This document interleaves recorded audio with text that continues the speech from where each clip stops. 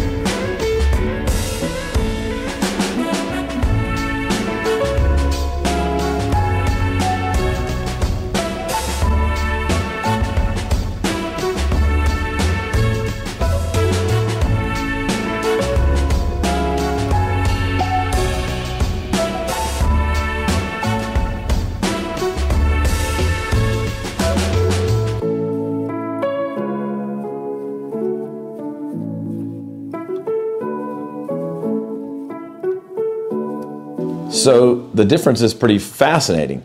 The most interesting thing about using the zoom camera is it actually has a focal length of 162 millimeters, which means that it's not just cropped in really tight.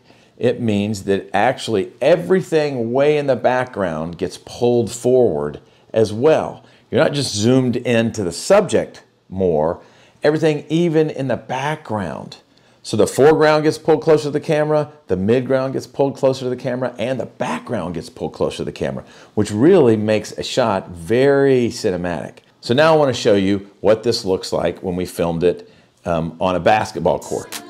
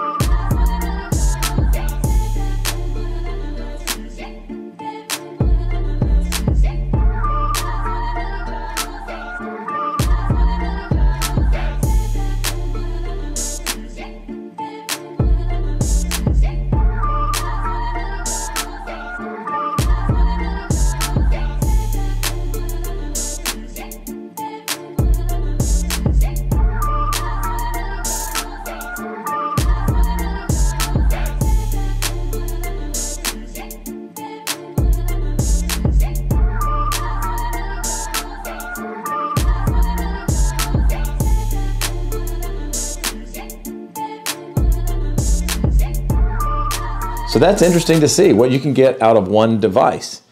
Now finally, I want to show you what this looks like at night, which is pretty spectacular because this drone does really impressive low light filming. So we want to show you what these zoom shots look like, all three different zoom lengths at night in the city.